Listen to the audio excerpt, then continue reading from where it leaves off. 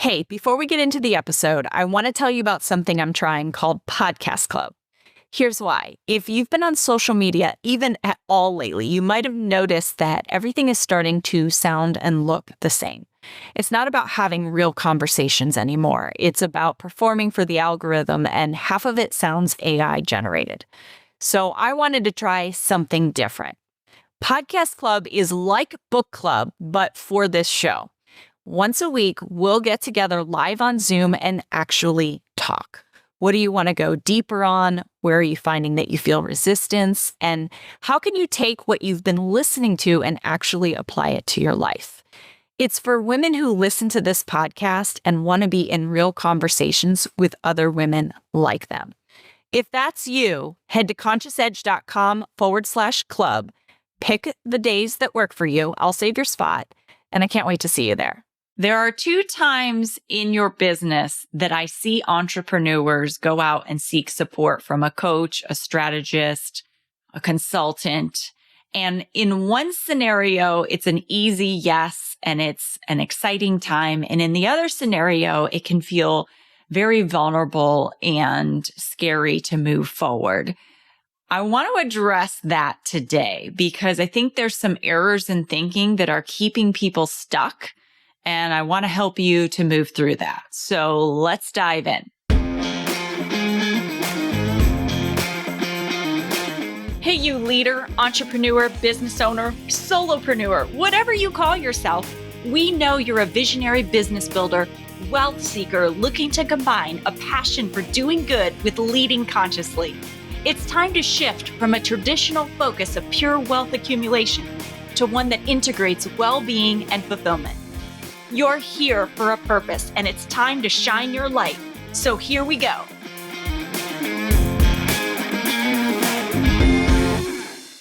Welcome back to the Conscious Edge podcast. I'm your host, Alecia St, Germain, founder of the Conscious Edge. And for so many years, I built a business that was based on making more money, doing more deals, going out and finding different ways to bring income in. But I didn't really understand how to put together a business, string everything together and put together a business that was sustainable and really supported the life that I wanted to live. It was when I had my first child that I really realized I couldn't keep doing things the way that I was doing them, and that I needed to bring in better support. I needed to really look at how I was leading my business and who was around me in order to be able to do it in a way that was sustainable so that I could still be the present mom that I wanted to be. And it's been a whole journey to get there. So now in my business, I help women do the same thing. I help them create the capacity or build the capacity that they need to live a life that they dream of while building the business that supports that.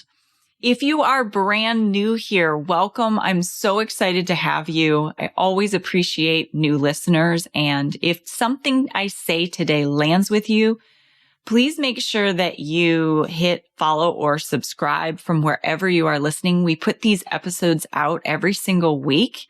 And then join us in Podcast Club. Podcast Club is like book club, but it's for the people who listen to this podcast. And we would absolutely love for you to come and continue the conversation with us. It was my way of creating a space where we could continue to have conversation, but instead of it being in a one-way dialogue way, it's a two-way dialogue. It's where women can come together and we can discuss what is happening on the podcast, what's happening in your business. And it's something that I don't think is happening on social media. And so where could I create that space that would be easily accessible? So if you want to join us for Podcast Club, you can go to consciousedge.com/club and just pick whatever days that we're meeting that work for you. Let us know. It's like an RSVP, so we know that you're coming. And I really look forward to getting to connect with you and getting to know you as a listener of this show. Okay.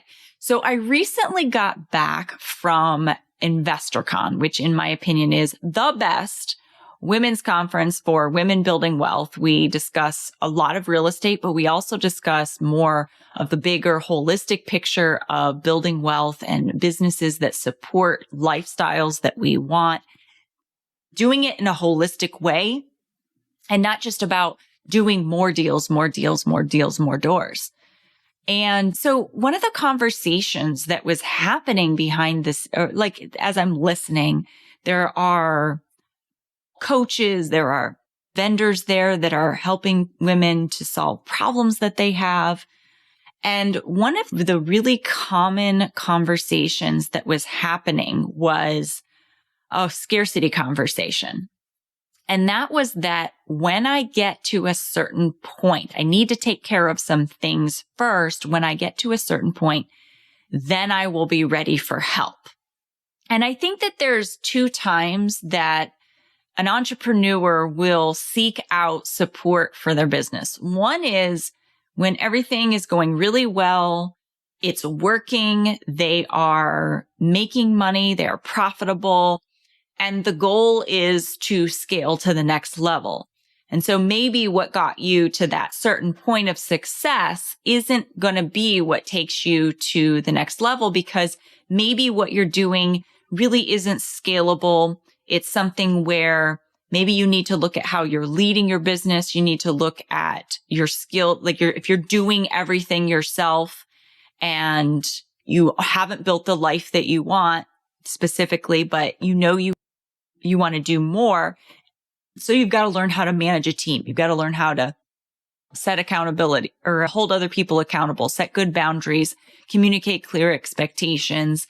Maybe you need some different strategy because the strategy that you're using is to one-on-one and you need something that could serve one to many or something that would be able to be distributed at a larger scale. And so in those moments where you know that you want to start leading differently and start doing things a little bit differently, a lot of times when things are going well and you're ready to scale, it's easy to bring someone in to help. It's like an easy decision. You're coming from the concept of abundance and you're like, yes, we're going to go to the next level.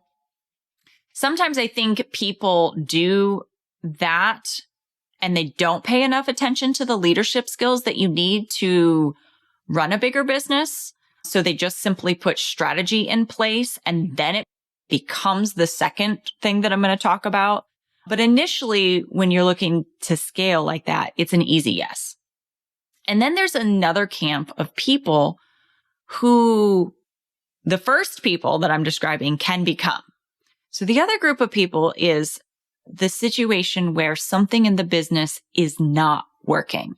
It's not sustaining you the way that you need it to. It's like you have a great idea. You provide a great service. You are actively trying to do everything they've told you to do in any coaching or strategy that you've learned. And something's just not coming together. And maybe you've gotten into a situation where there's a bit of debt that is now being carried on the business. And it can feel like you've dug yourself a bit of a hole and you're trying to get out of it, but you're trying to do it like you're trying to get back to center first before you bring in any help. And what you actually need is someone to reach down into that hole and help pull you out of it. Only you're saying, well, I've got to get these things in place first before I can get help, and you need the help. So it's this very vicious cycle that continues to happen. And it can feel like a risk, especially when your business is already not working and it might be working okay. It's just not working at the level that you want it to. And it can feel like a real risk to then spend more money to get the help that you need from somebody whose expertise or somebody who is very good at helping to create the very thing that you need. And sometimes it's really hard to even know what you need. I've seen people get into a place of desperation and they'll want to unplug themselves from something that is exactly what they need to stay in to have that help. So I talked to a number of people at this conference in many different situations. And I oftentimes get into conversations with people, whether their business is working really well or their business is not working. I end up always in these conversations that are like, okay, where's the problem spot for you? And so it's interesting. I think what I want to do with you today is I want to share with you some of the questions that I ask people to think about when they're making those hard decisions, because it can feel like such a risk. So one of the things I first do when I'm talking to someone is I'm looking for, what do you need to survive right now? Because if your basic human needs are not being met, then that's a real problem. That is going to make you feel so unsafe, and it's going to have your nervous system on high alert. And when you are in that fight or flight sort of way of being, you lose access to your clear thinking. So I do oftentimes start with, well, first of all, what's your vision? And then what are your needs right now? So when we look at vision, like, where do you want to go? What is the thing that you hope? That the reason for doing vision first is because it puts you into a state where it calms down the nervous system. It takes you out of the fight or flight. It helps me see, where do you want to go? Okay. So after I ask, where do you want to go? Then I look at, okay, what do you need right now? Like, what is it? Debt pay down? Are you not able to like feed yourself? And I would say a majority of the people that are in entrepreneurship and are talking to me and at a conference, they're not in a place of like, I have no money, I can do nothing. Like, that's not really who's ending up sitting down. It's the person who, they are paying their bills. They may be using some debt. And we've talked about this in other episodes in our monthly money talks with Zen Jen, where they're using debt to put a Band-Aid on something that's not working in their business. And so they are taking care of some of, like, they're fed, they're taking care of it, their bills are covered, but they're also borrowing every month or borrowing in order to be able to do that. Now, one of the things I do when it comes to debt is I look at like what created that debt. When you're considering taking on debt in your business, and again, Jen and I have covered this before, the question on whether or not you should take on debt or more debt or not is really down to what's the plan around that debt. So very often, the way that someone ends up in debt in their business is because they bought something that became a Band-Aid for a big assumption that they were holding on to. So here's an example. Like, if you're someone who struggles with imposter syndrome or worried that you're not enough, worried that people aren't going to see you as qualified, a lot of times people will spend money on unnecessary certifications, unnecessary, like, I've got to have my website look a certain way because of my reputation. And all of those things are good, right? Having a certification, especially if it's necessary, like if you have to be licensed to do what you're doing, then you have to pay. That's like part of cost of goods. You have to pay for your certification. But sometimes people are getting certifications in order to feel more qualified to do what they're doing. And it's not from a continuing education standpoint. It's not from a place of wanting to hone your craft and do better. And you're spending money that you actually have. You're spending money you don't have in order to be enough. And you're hoping that is going to make it so that you can make money in your business. That is a dangerous place to be. And that's a lot of the places where people end up in debt in their business. So I'm looking at like, what was that debt from? And if you are doing that on a serial basis where you're jumping from thing to thing, trying to make it work, that tells me there's a big assumption in your mind. If you don't know what a big assumption is, if you're new, a big assumption is something you believe about yourself or the way the world works that is causing you to feel, think, and act in ways that are counterproductive and not really helping you get to your goals.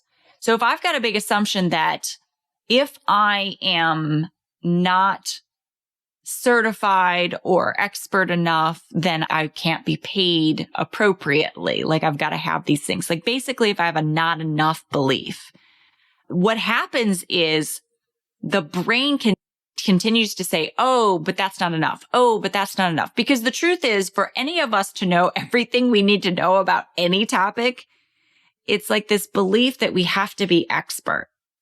And I was sitting at the pool with someone recently at the conference, actually. She's a lovely human, super qualified, amazing person. And I didn't even realize I said something to her like, oh, you're such an expert in this. And her question to me was, well, so when did you feel like you knew enough to call yourself an expert? And I thought that was really interesting because if you've listened to the podcast at all, Jonathan also has like this like aversion to calling himself an expert. And I don't think there's any particular point where you just like, oh, okay, yeah, I feel like I know enough to become expert. I think it's whatever you make that word mean. If that word is uncomfortable for you, let me put it this way. I don't think true experts, I don't think experts think they know everything. I think people who are expert know a lot about a specific topic. They have covered it deeply, and they are so committed to their craft and what their field of study is that they will continue to learn more and more and more. And they've really devoted themselves to a practice of study. But that's how I think of expert. That's how I might define it. And someone who can create results, help other people create results or a desired result, or can speak on a topic enough to impart wisdom on other people about what they know. I mean, I think that generally is expert, but you can define it any way you want. There's a slippery slope in any kind of field that you're in. If you think you know it all and you have nothing else to learn, then that's a really dangerous place to be, because we are always evolving as humans. We are watching our society evolve at I can't even wrap my head around how far our society has come in 100 years. It's incredible. So I think it's whatever you think it means. But very often people walk around with a big assumption that basically says, if I don't know it all, if I don't have all the answers, then I'm a fraud. And our brains believe that.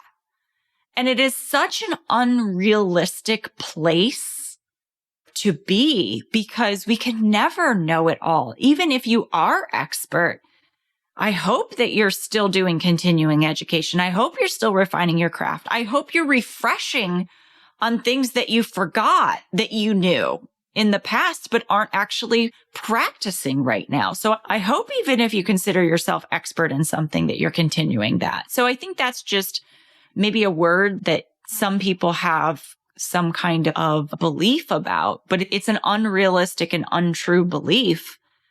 I think anybody that's walking around going, I'm expert at it and I don't need to know anything else, and like making other people feel less than because they're expert in something, then that's ego. And that is basically the same big assumption. If I'm not expert or know everything, then I'm a fraud. That is, if someone is acting like that, then I'm going to say, you absolutely have that big assumption.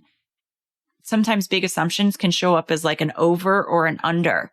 So the over is ego on legs. Like, oh, I can't let anybody see that I'm a fraud. So I'm just going to pretend to know everything. And I'm just going to posture so nobody knows that I feel really insecure.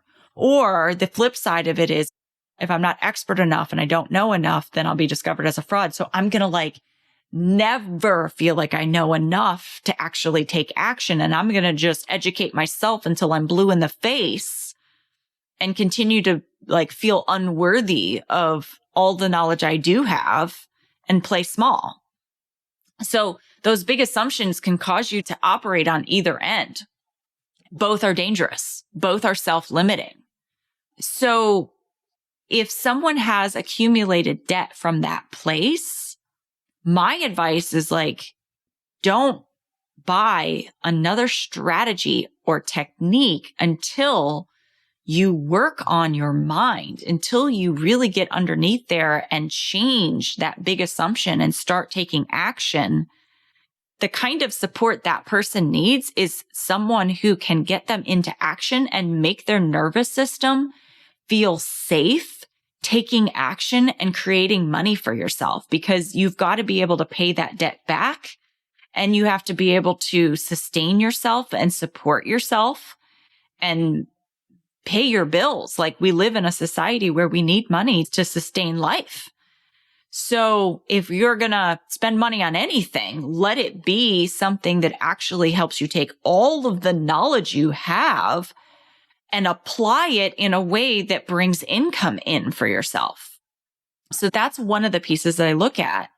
The other thing is, and so I want to be very mindful of where someone is going to go put their money, that they're not just going to load another program onto an old operating system, like a computer, right? You keep putting new programs in an old operating system, they don't run really well.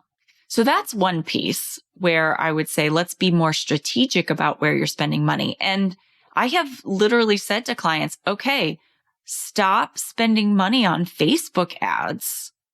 It was a stretch maybe for them to pay my fees. And they're like, okay, but I'm going to figure it out. And one of the first changes we made was they stopped spending money on Facebook ads because they were unclear about what they were trying to attract. They were just doing it because that was the strategy. And they were unclear about the kind of leads that they wanted to attract.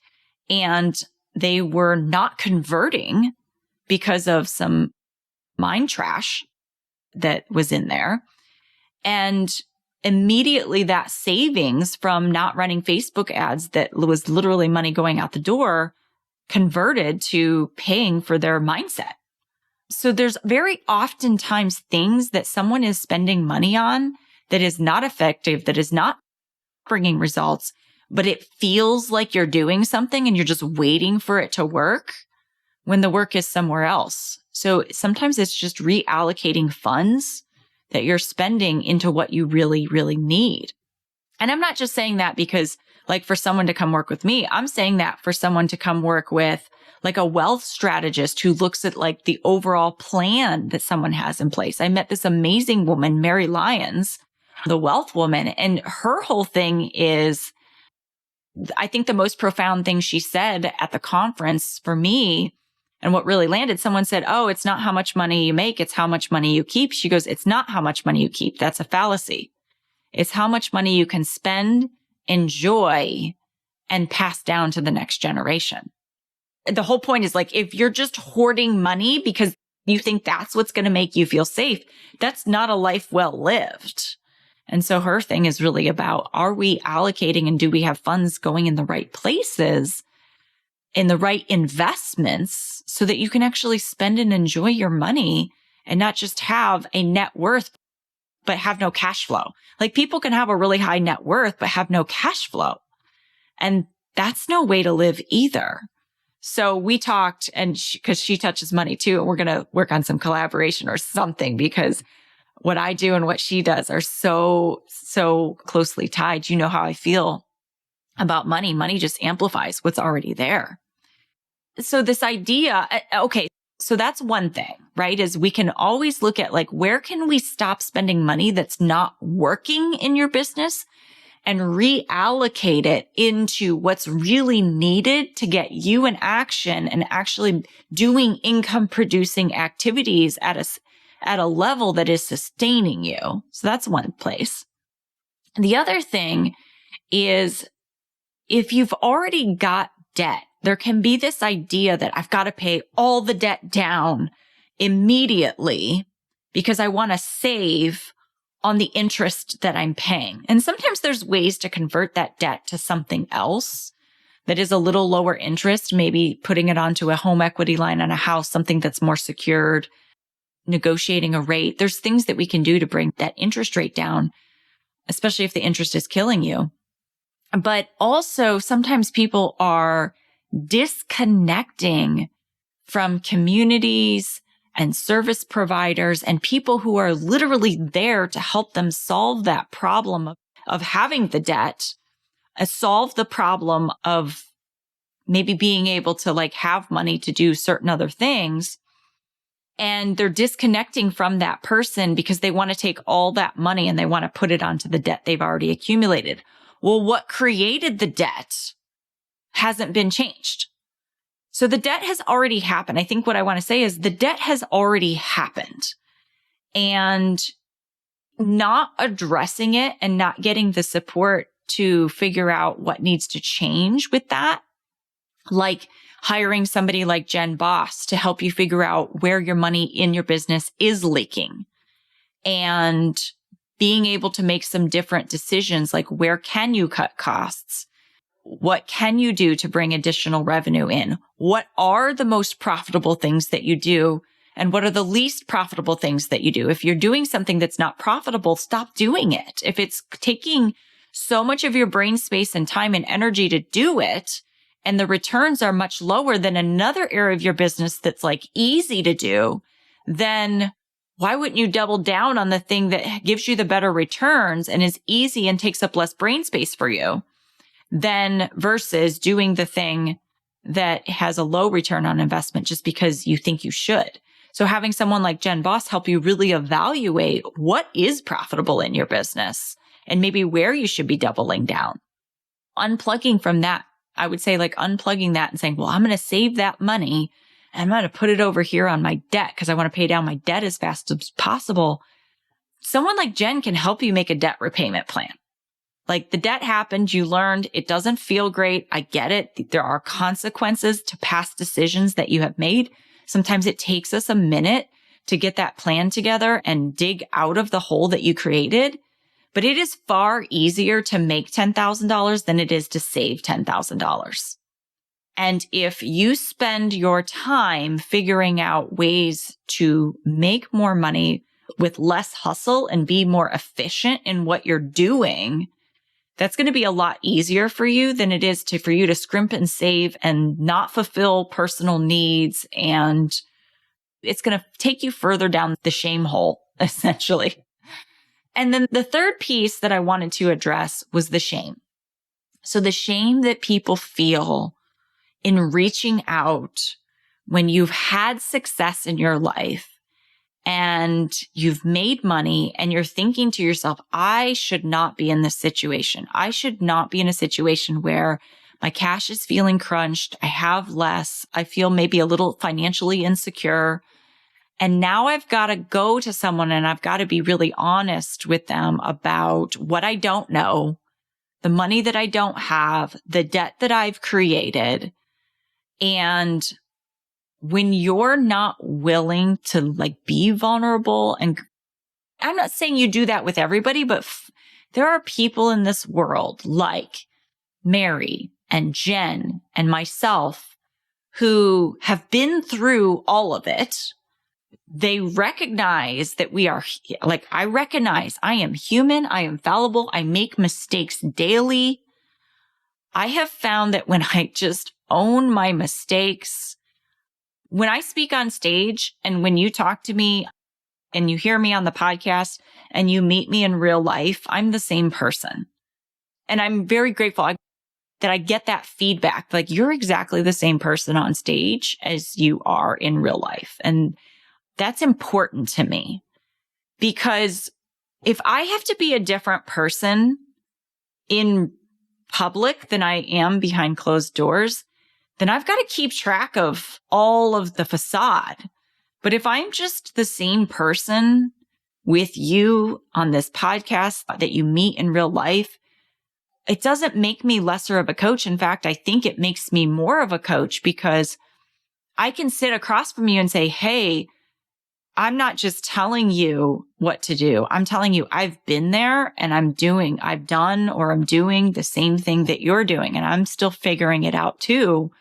I'm just really good at being perceptive and calling you on what you don't see. And I am the coach that will tell you the loving hard truths. My clients will tell you, like, they love that I give them those loving hard truths. And at the same time, they will feel feels about it. And they'll be like, oh, they'll even have an initial reaction. Like, I don't think that's true. Go away, process it, and then come back and be like, you know what? You're right. I'm really glad that you told me that. Before I met my husband, I was engaged to someone else. And there were some red flags and some things that did not work for me about that relationship. And I was telling my best friend about it.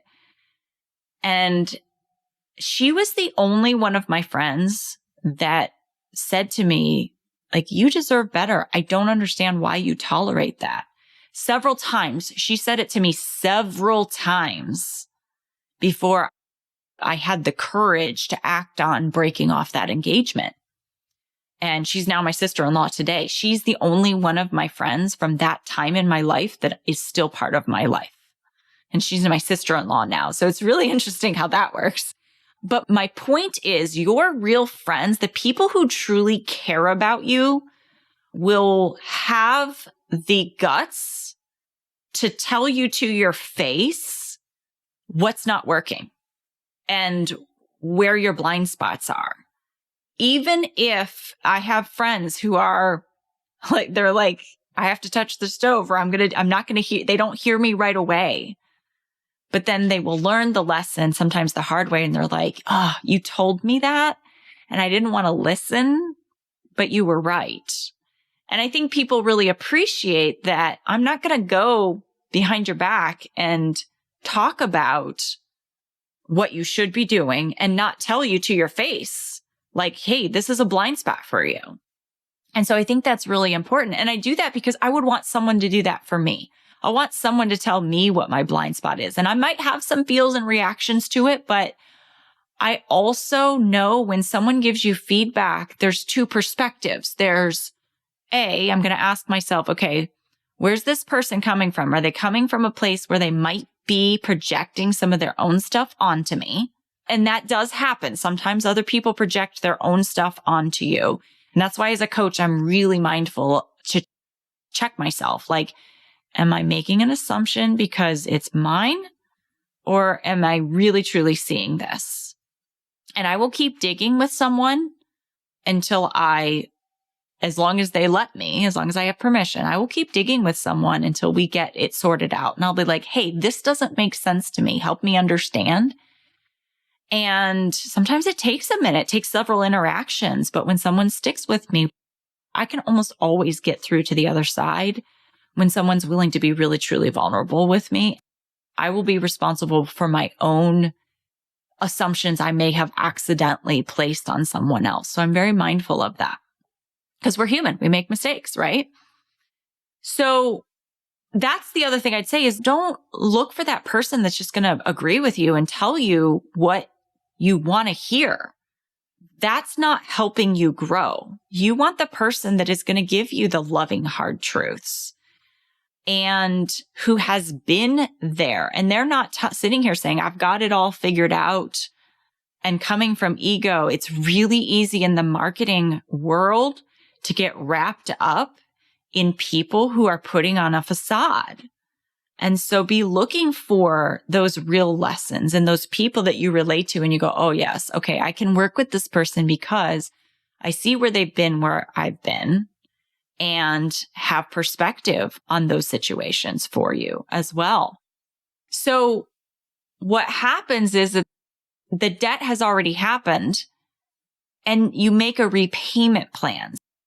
I think what I'm saying is don't forego the support you need to get out of whatever situation you're in or to even launch you into the situation. It's like I talked to a woman at the pool who wanted to buy more real estate, but had a situation where she needed to create income for herself and was looking for the next W-2. And my question to her was, well, why not you don't have to just build doors that cash flow. Why not do something inside of real estate that will be an earned income strategy? Because that field, real estate, has earned income strategies and it has passive or reoccurring income strategies. Some of them are like less earned and more reoccurring. And so there's some security that's created in it, but you still have active management that you're doing. And some are truly passive. Truly passive investments are more for planning for retirement. You don't just come in and have no earned income and just start building passive income and think that you're going to retire in a year. That's a slow build. There's a transition that happens unless you've got a stockpile of money that is just been losing value because of inflation. And now you're ready to just put it into some kind of passive investment. So there's always some version of active that you've got to do. And there's always some strategy that's available to you when it comes to business. There's so many ways to make money. I think one of the benefits that I took from my childhood and my upbringing was money is easy to make. I just have always believed money is easy to make.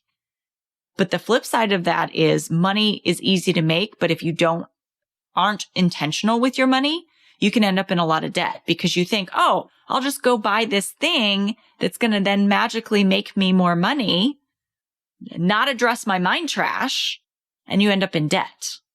So I think the most important things that you invest your money in up until this point is investing in your mind and your leadership skills, all the soft skills that are put on the back burner and thought of as just nice to haves.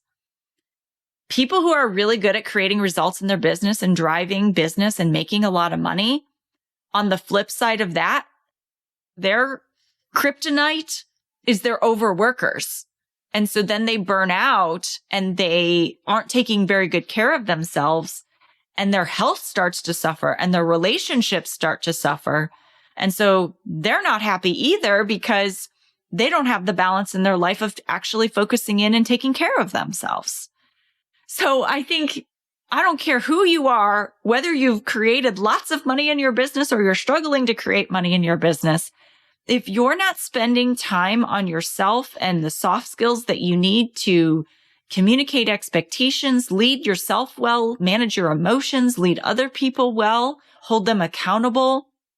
If you're not handling the big assumptions that are running in the background that have you thinking you have to do business in a certain way, then you're only going to go so far. And then you're going to hit a plateau and then it's going to become necessary for you to do those things. And on the flip side, you've got to have good, sound business practices.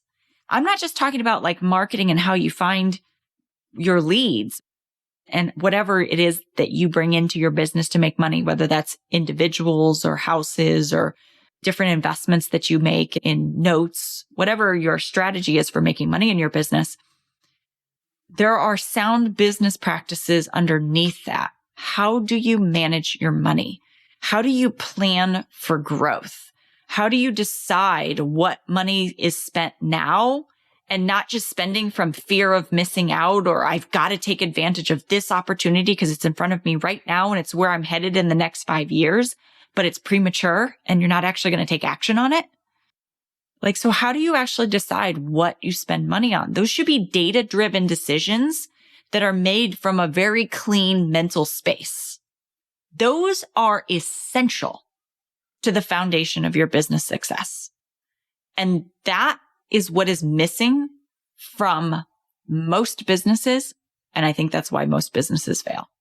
So I know I'm on a mission and Jen's on a mission and Jonathan, we're all on a mission to make sure that more small business owners succeed. And that you're not getting swept up in thinking, A, I have to buy this or I'll miss out, whatever the strategy, the tactic is. And B, that you're not waiting to get support until you're at a certain level. There are some communities and some programs and some things that you do have to have a certain level of success in order to be able to join. And so at that moment, I think I understand where it's like, oh, I'm not ready yet. But in the meantime, what do you need to get to that level so you can join that community? What's the interim? Who's supporting you there? If you're not having the traction that you need to go fast enough, then you need support. And you don't wait until you get to that level to join that community so that then you get support in the interim. So I think that's really important to understand. And now for me, I'm not going to have someone come work with me who has no idea what their strategy is, like how they want to make money in business. Because I do think you need a strategy to implement in order to have me then take you to the next level. So if you've taken courses, but you've not taken any action on them, or you've done a little bit, but you haven't recouped your investment from those courses that you've taken, then we can make that strategy work better for you. I know I could almost guarantee you there's a big assumption that has you so fearful of moving forward and making a mistake or whatever it is that you're afraid of being judged, that if we worked together, then all of that money that you spent on those strategies, we could take that and now implement them because you just needed a little more support. So I will literally have people, I'm like, okay, great. You already bought that course. Cool. Let's open up that course as part of your coaching with me. You're going to work through that course. Tell me what you're supposed to be doing, and I'm going to help you create action as part of that course you already bought. So it's not sunk cost. I look at it as like it's an accelerator. If you are doing business and it's working and you have hit that plateau, you've got income coming in, and you've hit a plateau or something's not working or you're spending money in the wrong places or you hired a strategist, but it didn't work the way you thought. Like, let me get in there and diagnose what went wrong. So you do have to have knowledge of a strategy or a strategy that's working. I would never say to someone who's like, I want to start a business. Can I come work with you? I'd be like, okay, what's your business? Like, do you have an idea of what you want to do? With someone like that, I might sit down and spend a day, a VIP day with you and just work through maybe what your values are, what your talent is, tell you what kind of business you might be looking for. And then we would go look at maybe what program or who could educate you on how to start that business. I have lots of those kinds of resources. So really starting you off in the right direction. But I'm not going to work with you long term because you really do need a business coach that can help you do your strategy. I'm much more on the refining side of things. So all of this to say, please stop thinking that you have to get to a certain place and then you'll be ready for support or for the strategist or for some kind of a plan, like wealth planning. Like, why would you wait until you have wealth to do wealth planning? Wouldn't it make you accelerate and go faster if you knew what the plan was that you were following to create that wealth? That makes so much more sense. So it's a thought error, and it comes from scarcity because it's like, oh, I want to. Now, if you want to save up because taking on more debt is like not an option for you, then make a savings plan and make it a year from now. But what I find too is that if you don't actually have a savings plan that you're willing to commit to, you just keep creating more debt anyways. So sometimes you've got to do some uncomfortable things in order to get out of the place that you are. And thinking that you're going to continue to do it by yourself is going to make the process longer and more painful. So again, I would love to continue this conversation with you in Podcast Club. I want to meet you. I want to get to know you, know what you're struggling with, have that conversation. Podcast Club is totally free. I invite you. We do it most Thursdays through the summer. I've got a couple of trips and things, so it's not going to be every single Thursday, but we do it most Thursdays. And I would love for you to get in the room with myself and the other listeners of the podcast so that we can really dig in. I can get to know you and give you some of those thought processes for your situations. That's the best place to connect with me next, so we can actually get into two-way dialogue. So I hope you'll take me up on come to podcast club. It's like book club, but you don't have to worry about the hangover and you don't have to worry about the gossip, because nobody's going to talk about you behind your back that I wouldn't say to you. I would say it to your face. So it's no judgment. And the biggest hurdle I think you've got to overcome is the shame that you feel for whatever situation you're in, thinking that you should already have it figured out, thinking that you can do this alone, facing the reality of whatever the situation is, or the personal, even people who are uber successful carry the shame of like what their personal life maybe looks like. Until you're willing to just accept that you're not a bad person and it's just part of your human experience, and you just realize that it's okay and you can forgive yourself so that you can make a better life for yourself, so that you can keep improving. That is so what is needed. So I hope you hear me when I say you are loved. I am not judging you. You are judging yourself so much harder than anybody else in the world. And when you really pull back the curtains on everybody, I can tell you everybody is struggling. The more I have taken the time to vulnerably connect with people who are willing to let me in, the more I can tell you everybody is struggling. And if they are telling you they are not, they're lying. And even someone who feels like, oh, I've arrived, like I've got it, there's still places where they have blind spots. So just always be open to that and always be curious about that. So with all of that being said, I'm sending you so much love, and I hope to see you in Podcast Club. Thanks for listening to the Conscious Edge podcast. Make sure you subscribe and take a moment to be kind and share this episode with someone you care about. Leave a review to help us bring more compassionate leaders building businesses and creating wealth to the table. And for show notes, head over to consciousedge.com/podcast. This podcast and the linked materials are presented solely for general information, educational, and entertainment purposes and should not be taken as personal or medical advice or any kind of mental health treatment. Please consult a medical or mental health professional if you feel you need such services. Please be advised that all investing and entrepreneurial endeavors involve risk, and the use of the education and information on this podcast and linked materials is at the user's own risk. This podcast is part of the Sound Advice FM network. Sound Advice FM, women's voices amplified.